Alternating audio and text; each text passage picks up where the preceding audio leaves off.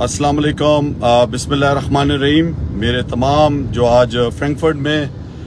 Germany में आज जो लोग इकट्ठे हुए हैं उन सबको मेरी तरफ से अस्सलाम वालेकुम। मेरे प्यारे ओवरसीज़ पाकिस्तानियों, जिस तरह आपको पता है कि जो सिलसिला हुआ यहाँ पे, जिस तरह यहाँ पर इम्पोर्टेड हुकूमत को मुसल्लत किया गया और जो एक अरसे से हम कह रहे थे कि ये एक मरासला जो हमारे एम्बेसडर को बुला के वाशिंगटन में जिस तरह बेइज्जत किया गया, जिस तरह जलील किया गया, जिस तरह तकबराना अंदाज से अमेरिका के स्टेट अफसर ने बुलाकर उनको बताया कि यहाँ पर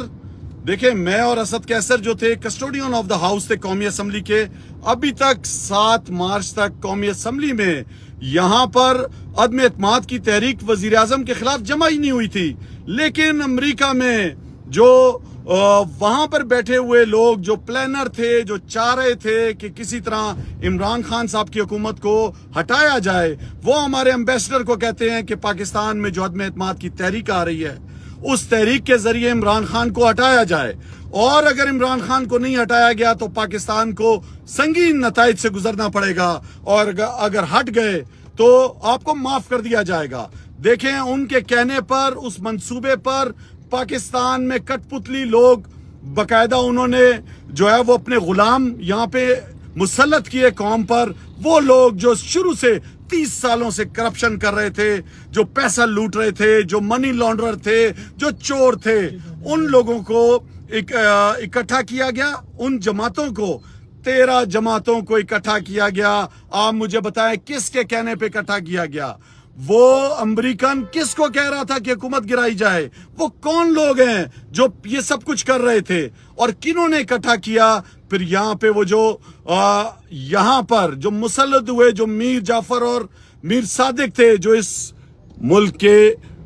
जो गद्दार बने, जिन्होंने यहाँ की जमहूरी हुकूमत को, जो कौमी असम्बली में सबसे ज्यादा सीटें जीतने वाली 2018 में पार्टी थी, वो जिसने 1,70,00,000 वोट लिए, उसको किसकी ईमा पर, अमेरिका की ईमा पर यहाँ पे लोगों ने किस तरह फैसिलिटेट किया, किस तरह सब जमातों को इकट्ठा किया,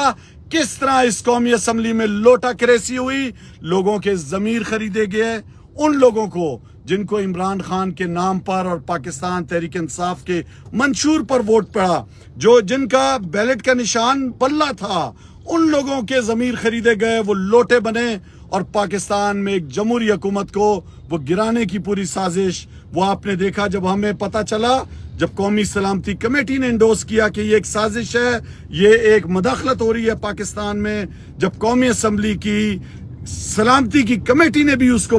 कहा कि यहाँ पे मुदाखलत और साजिश हो रही है, जब आपने देखा कि मैंने रूलिंग दी, वो रूलिंग आर्टिकल 5 के तहत दी कि हर पाकिस्तानी अगर देखे कि पाकिस्तान के खिलाफ कोई साजिश हो रही है, कोई इस तरह का काम हो रहा है, तो उसको रोके। वो मैंने रोका और आपने देखा कि अदालतों ने उसको गैर कानूनी करार दिया। कोई बात नहीं, हम मानते हैं अदालतों का फैसला, लेकिन मुझे ये बताया जाए कि रात को 12 बजे किसकी ईमा पर इतवार के दिन अदालतें खुलती हैं? जब यहाँ पे किसी का कत्ल होता है, जब यहाँ पे इज्जतें लूटती हैं, यहाँ पे धमाकों में 100 लोग मरते हैं, अदालतें नहीं खुलती, उस टाइम नहीं खुलती। लेकिन रात 12 बजे जो कुछ हुआ, आपने देखा किस तरह एक जमहूरी हुकूमत को आपके गैर मुल्की आकाओं की, अमेरिका की ईमा पर यहाँ पर बदला गया। मेरे ओवरसीज पाकिस्तानियों, देखें, आपको बताता चलूं कि इमरान खान का कसूर क्या है। इमरान खान का कसूर ये था कि आप जैसे लोग जो मगरिब में रहते हैं, जो गैर मुस्लिम ममालिक में रहते हैं, उनको जो दाढ़ी रखने पर तंग किया जाता है, उनको टेररिस्ट करार दिया जाता है, और मुसलमान को बच्चियां जो स्कार्फ लेती हैं उनको तंग किया जाता है, इस्लामी असूलों पर जिंदगी नहीं गुजारने दी जाती। उस इस्लामोफोबिया का मुकदमा जो पूरी मुसलमान उम्मा मगरिब में रहती है, जो गैर मुस्लिमों के ममालिक में रहती है, उनका मुकदमा वजीर आजम पाकिस्तान के इमरान खान ने लड़ा। पाकिस्तान के जो वजीर आजम थे, उन्होंने, आपने देखा जिस तरह हमारे प्यारे नबी सल्लल्लाहु अलैहि वसल्लम की हुर्मत की बात की, अक़वाम मुत्तहिदा में खड़े होकर जिस तरह उन्होंने इस्लाम का मुकदमा लड़ा, जिस तरह उन्होंने पाकिस्तान की एक आज़ाद और ख़ुद मुख्तार पाकिस्तान की बात की, उस पाकिस्तान की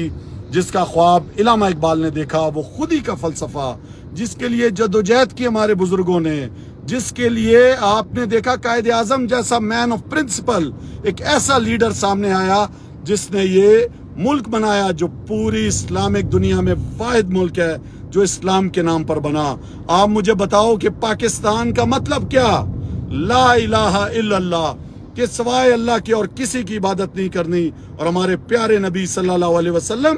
آخری نبی ہیں۔ تو جو اس پہ ایمان رکھتا ہے، جس طرح ہمارا لیڈر عمران خان، اس کے ہم جیسے سپاہی جو نہ کبھی کسی کے آگے جھکیں گے نہ کسی کے آگے بکیں گے، ان دنیاوی خداؤں کو خدا نہیں مانتے، کرنے والی ذات، ہر چیز سے بالا تر ذات وہ اللہ کی ذات ہے جس پہ ہمارا ایمان ہے۔ تو ایز اے مسلمان ہم نے یہ جو ملک حاصل کیا تھا اسلام کے نام پر، 22 کروڑ لوگوں کو غلام بنایا گیا، ایک ایسے شخص کو لایا گیا جو بیکاریوں سے بھی بدتر، جو گھٹنے ٹیک گیا ان کے سامنے، جو اپنی لالچ میں، جو منی لانڈرر تھا، جس کے چپڑاسی کے مقصود چپڑاسی سے بھی 16 ارب روپے اکاؤنٹوں سے نکلے، جو صرف اپنے بچوں کے لیے، اپنے خاندان کے لیے۔ آپ دیکھیں پاکستان کے سب سے بڑے صوبے میں آج اس کا بیٹا ڈمی وزیر اعلیٰ بنا ہوا ہے، یہ کرائم منسٹر بنا ہوا ہے پاکستان کا، اور 22 کروڑ عوام اور 90 لاکھ اوورسیز اس امپورٹڈ حکومت کو نامنظور کر رہے ہیں۔ آج ہر طرف پاکستان میں لوگ نکلے ہوئے ہیں، اور میں آپ کو بتاتا چلوں کہ ہم پوری کوشش کر رہے ہیں کہ انشاءاللہ آپ دیکھیں گے کہ جلد سے ہو رہے ہیں۔ عوام پہلی دفعہ خیبر سے لے کر کراچی، کوئٹہ سے لے کر گلگت بلتستان تک عمران خان صاحب کی کال پر باہر نکلی ہے۔ اس طرح کبھی پاکستان میں نہیں ہوا۔ یہ چاہتے ہیں کہ اوورسیز کا ووٹ بھی ختم کیا جائے، یہ چاہتے ہیں کہ الیکٹرانک ووٹنگ مشین پر ووٹنگ نہ ہو، یہ چاہتے ہیں کہ دھاندلی ہو، انہی کے خاندان آگے آئیں۔ لیکن میرے پیارے اوورسیز پاکستانیوں، پاکستان بدل چکا ہے۔ 12 کروڑ لوگوں کے پاس اسمارٹ فون ہے، ہر کوئی اپنی آواز بلند کر رہا ہے اس ظلم کے خلاف، اس غلامی کے خلاف۔ تو میری آپ سے گزارش ہوگی کہ اس غلامی کے خلاف آواز بلند کرنی ہے۔ آپ کے جو گھر والے جو پاکستان میں ہیں، جو گاؤں الگ الگ علاقوں میں رہتے ہیں، آپ نے ان کو بتانا ہے کہ اس حکومت کو کبھی بھی نہیں ماننا۔ ہم نے اس لیڈر کا ساتھ دینا ہے جو ایک اللہ پہ یقین رکھتا ہے، جو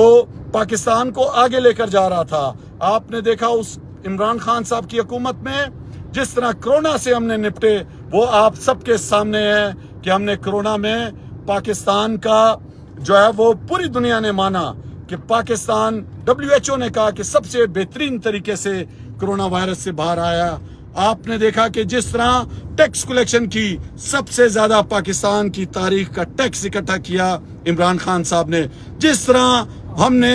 ہیلتھ کارڈ دیا 10 لاکھ روپے کا، لوگوں کو امیر اور غریب کا فرق ختم کیا، جس طرح ایک نصاب لے کے آئے پاکستان کے اندر، جس طرح آپ نے دیکھا کہ ریمیڈنس پاکستان کی تاریخ کا سب سے زیادہ آیا عمران خان کے دور میں، آپ اوورسیز نے بھیجا۔ آپ کو میں سلام پیش کرتا ہوں، آپ جس طرح دنیا میں باہر نکل رہے ہو، جس طرح پاکستان میں فیکٹریاں آباد کی ہم نے، یہاں پہ کارخانے آباد ہوئے، ایکسپورٹ بڑھائی، اور اس مراسلے کو میں نے خود پڑھا بھائیوں، وہ مراسلہ میں نے چیف جسٹس آف پاکستان کو بھیجا۔ اب انہوں نے یہ جو ڈمی کا ہے کہ ہم ایک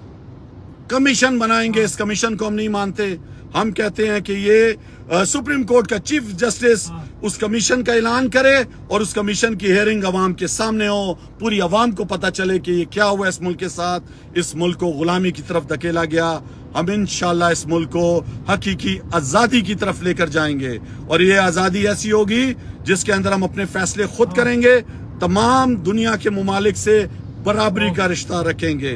ہم یہ نہیں چاہیں گے کہ امریکہ ہمیں جو ہے وہ آقا کی طرح حکم دے، ہم امریکہ کے ساتھ بھی اچھے تعلقات چاہتے ہیں، لیکن غلامی کا رشتہ نہیں چاہتے، ایک آزاد قوم کی طرح رہنا چاہتے ہیں۔ تو آپ نے انشاءاللہ اسی بہادری کے ساتھ، اسی جذبے کے ساتھ ڈٹے رہنا ہے۔ جس علاقے سے پاکستان سے آپ کا تعلق ہے، اپنے بھائیوں کو، رشتہ داروں کو، دوستوں کو، عزیزوں کو آپ نے حوصلہ دینا ہے کہ آپ ڈٹ جاؤ، اس امپورٹڈ سرکار کو نہیں ماننا، ان غلاموں کو نہیں ماننا، اور یہ ہماری تذلیل ہے۔ یہ غلام جو دوسروں کے اشاروں پر یہاں پہ بیٹھے ہیں، پاکستان کو جو ہے یہ بیچ رہے ہیں.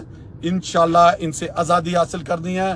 اور عمران خان صاحب نے کال دینی ہے اسلام آباد کی حقیقی مارچ کی. تو آپ نے اپنے تمام یہاں پہ پاکستان میں رہنے والے لوگوں کو کہنا ہے کہ آپ نے نکلنا ہے باہر اور اس حقیقی مارچ کا, تاریخی مارچ کا, جو حقیقی آزادی کی جنگ ہے, اس میں آپ نے حصہ لینا ہے. تو میرے ساتھ آپ نے نعرہ لگانا ہے کہ نعرہ تکبیر اللہ اکبر,